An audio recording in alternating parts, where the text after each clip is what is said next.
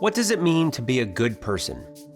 Most would agree that good people are kind, caring, and put others first. Therefore, it seems logical to assume that behaving like a good person would also make you a good person. But that's not always true. The truth is there are many reasons why people are good, and not all of them are virtuous. What's important to understand is that your behavior alone does not define your character, and that's because how you act is only part of the equation. To truly evaluate someone's character, you must also understand their motive. You see, character is defined by behavior plus motive. Ultimately, acting like a good person for the wrong reason can be harmful to yourself and others. So in this video, I want to explain what motivates people to be good for the wrong reasons. In doing so, I hope to prevent you from being taken advantage of, and at the same time, I hope these tools can help you better evaluate your own behavior. Let's get started. Apart from being a genuinely good person, there are two additional reasons why someone might behave like a good person. The first is pretending to be good. People who pretend to be a good person are acting that way because they have something to gain. This is problematic because they're not actually becoming a good person. Deep down, nothing changes because the entire act is a lie. To give you an example, I'm guessing that you've probably watched a bully pretend to be good when the teacher entered the room.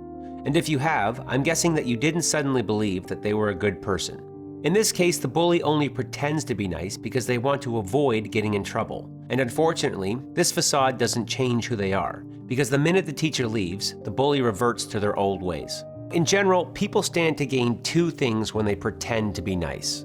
First, like the bully, they get to avoid something that they don't want. And second, it helps them get something that they do want. So a sales rep might pretend to be helpful before a sale and then become unhelpful after the sale. Or a man might convince a woman that he's kind and caring and then disappear after they sleep together. Unfortunately, when somebody pretends to be good, it's the other person who pays the price. So when the bully, the sales rep, and the man on the date pretend to be good, it's the other kid, the customer, and the woman who pay the price. Now, while it's true that pretending to be good can get you what you want in the moment, it's important to consider the long-term consequences of this behavior. And that's because long-term, pretending to be good often burns bridges, ruins your reputation, and leads to regret. The second reason someone might behave like a good person is because they think they're being good. When you think you're being a good person, you're not intentionally being deceitful. Instead, you think you're doing the right thing when in reality you're not. People typically fall into the trap of thinking they're a good person for three reasons. First, their behavior makes other people happy. Second, their behavior appears to be associated with a desirable trait. And third, their behavior helps them avoid difficult or unpleasant emotions.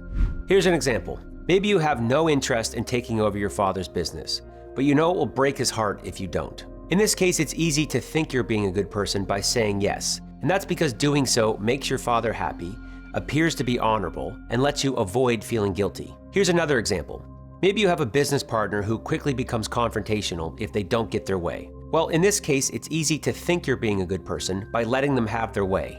And that's because doing so makes them happy, appears to be generous, and allows you to avoid a disagreement. Now, while many people can be affected when you think you're being a good person, the person who pays the highest price is you. And that's because when you're only interested in making other people happy and avoiding difficult emotions, you lose sight of what really matters. You see, taking over the family business to make your father happy is pointless if it makes you miserable, and agreeing with your business partner to avoid a confrontation is useless if it contributes to the failure of your business.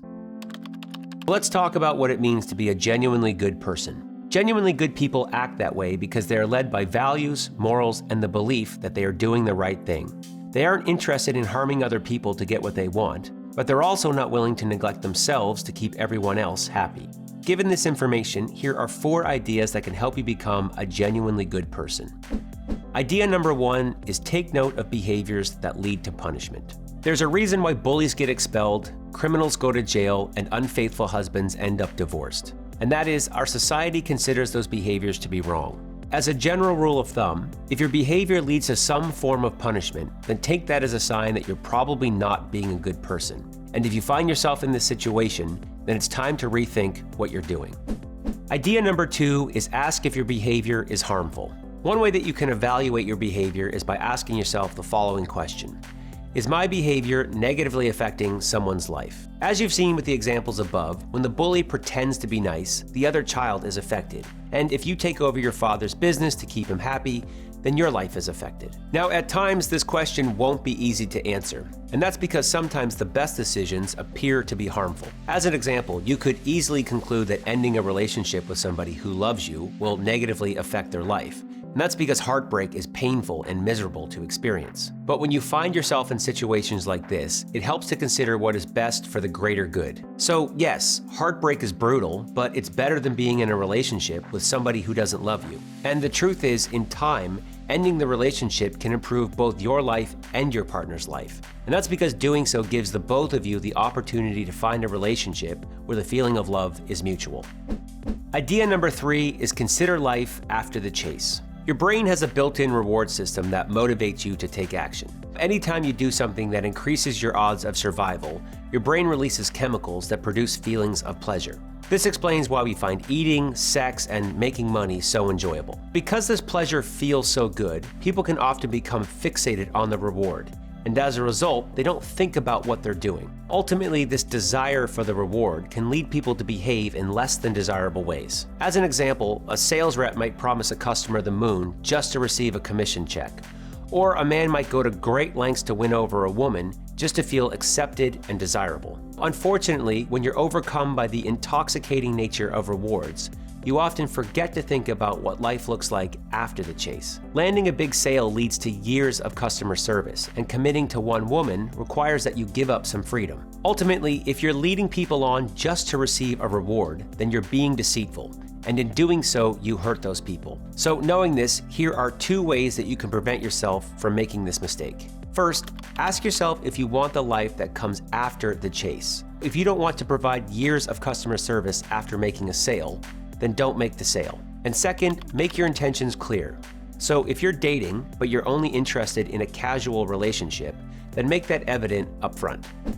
And idea number 4 is learn to be assertive. Being assertive has a lot in common with Goldilocks and the 3 bears. And that's because what you say can be too hot, too cold, or just right. When you're too hot, you become aggressive, and this leaves other people feeling disrespected, angry, and upset. This happens because aggressive people speak their minds without considering other people and only want what's best for themselves. When you're too cold, you become passive, and this can leave you feeling taken advantage of, unheard, and unappreciated. And that's because people who are passive rarely speak their minds and feel obligated to put other people first. Now, when you're assertive, you're just right.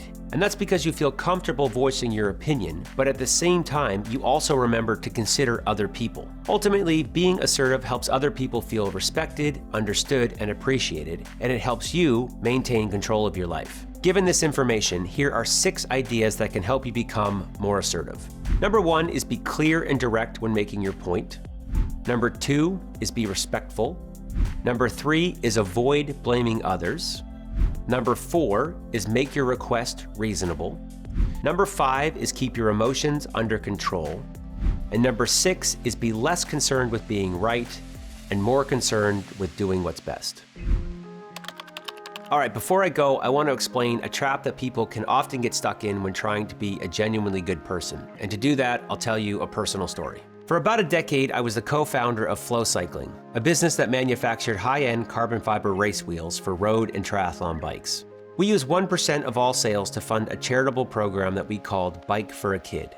The donations were used to purchase bikes and helmets for underprivileged children. Before making any donations, I thought that donating bikes to children would give me the ultimate high, but that wasn't the case. Now, don't get me wrong. I'm not saying that donating thousands of bikes brought me no joy. Of course, there were many special moments that I'll never forget, but how I thought I'd feel and how I actually felt were very different. At first, this was very disappointing. I couldn't understand why donating bikes didn't feel amazing. And for a while, my lack of feeling elated made me question if we were doing the right thing. Thankfully, I eventually realized something very important, and that is things like donating, volunteering, or being kind aren't for you. They're for the cause. You see, doing good things for others with the expectation that you'll benefit is really just a form of being selfish. If we had ended Bike for a Kid because of my lack of excitement, then thousands of underprivileged children would have paid the price. In the end, we continued the program simply because we believed it was the right thing to do. So the lesson here is simple. You should do good things because they matter, not because you expect to benefit from doing them. And if by chance doing good things also makes you feel good, then consider that a bonus.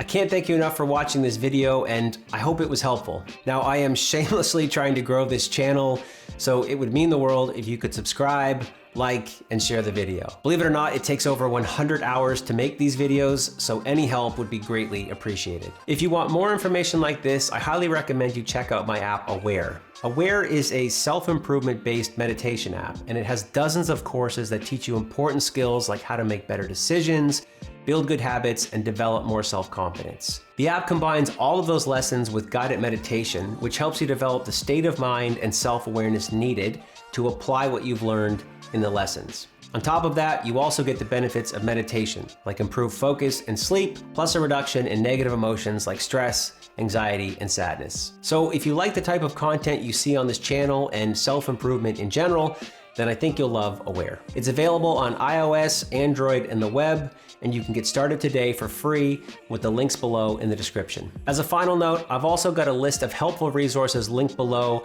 like a transcript of this video that covers all of the ideas I shared today in a clear and organized format. Thanks again for watching. Be sure to hit that subscribe button, and I'll see you soon.